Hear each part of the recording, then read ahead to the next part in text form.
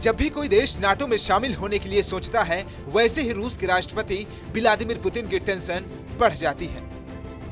रूस और यूक्रेन के बीच भीषण जंग चल रही है। वजह है यूक्रेन भी नाटो में शामिल होना चाहता था, लेकिन नाटो में यूक्रेन नहीं शामिल हो पाया। पर यूक्रेन के शहर दर शहर को रूस जरूर तबाह कर रहा है। लेकिन आप सोच रहे होंगे कि नाटो में कोई भी देश अगर शामिल होने की बात करता है तो रूस की मुश्किलें क्यों बढ़ने लगती हैं? तो आपको बता दें कि नाटो एक सैन्य समूह है जिसमें अमेरिका, कनाडा, ब्रिटेन और फ्रांस जैसे 30 देश शामिल हैं।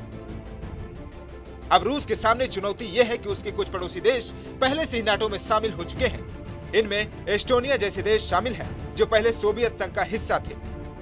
अब अगर यूक्रेन भी नाटो का हिस्सा बन गया तो रूस हर तरफ से अपने दुश्मन देशों से घिर जाएगा और अमेरिका जैसे देश उस पर हावी हो जाएंगे। इस समूह की खास बात यह है कि इन देशों पर कोई हमला करता है तो ये सभी देश मिलकर जवाब देते हैं।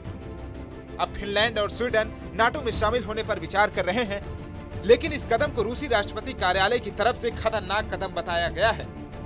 इस बीच रूस में ब्रिटेन के पूर्व राजदूत का दावा है कि फिनलैंड को सबक सिखाने के लिए पुतिन बाल्टिक इलाके में अपनी परमाणु सेना को और ज्यादा मजबूत कर सकते हैं। फिनलैंड की इस गर्मजोश को देखकर नाटो के महासचिव ने स्वागत किया है।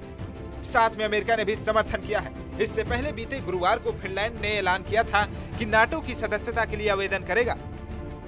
इसके बाद यह भी कहा जा रहा है कि स्वीडन भी जल्द ही फिनलैंड के रास्ते पर चलेगा और नाटो की सदस्यता के लिए आवेदन करेगा।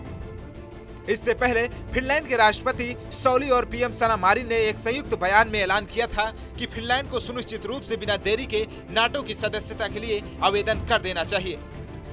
फिनलैंड और स्वीडन को रूस नाटो में न शामिल होने की बात कह रहा है, लेकिन अब सवाल उठ रहा है कि क्या यूक्रेन की तरह रूस फिनलैंड और स्वीडन पर भी हमला करेगा अगर ये देश नाटो में शामिल हुए तो। 1991 में सोवियत संघ के बिखरने के बाद बने यूक्रेन को शुरू से ही रूस अपने पाले में करने की कोशिश करता आया है। हालांकि यूक्रेन रूसी अधिकारों से खुद को बचाए रखने के लिए पश्चिमी देशों की ओर झुका रहा है। दिसंबर 2021 में यूक्रेन ने अमेरिकी दबदबे वाले दुनिया के सबसे ताकतवर सैन्य गठबंधन नाटो से जुड़ने की इच्छा जाहिर की थी, लेकिन यूक्रेन की ये कोशिश रूस को नागवार गुजरी और उसने यूक्रेन पर फरवरी में हमला कर दिया। दरअसल यूक्रेन की रूस के साथ 2200 किलोमीटर से ज्यादा लंबी सीमा है। रूस का मानना है कि अगर यूक्रेन नाटो से जुड़ता है तो नाटो सेनाएं यूक्रेन के बहाने रूसी सीमा तक पहुंच जाएंगी। ऐसे में रूस की राजधानी मास्को की पश्चिमी देशों से दूरी केवल 640 किलोमीटर रह जाएगी। अभी ये दूरी करीब 1600 किलोमीटर है। तो कैसा लगे हमारा वीडियो? कमेंट बॉक्स में फीडबैक जरूर दीजिए। बाकी तमाम देश दुनिया की खबर देखने के लिए देखते रहिए TV9 भारतवर्ष हिंदी डिजिटल।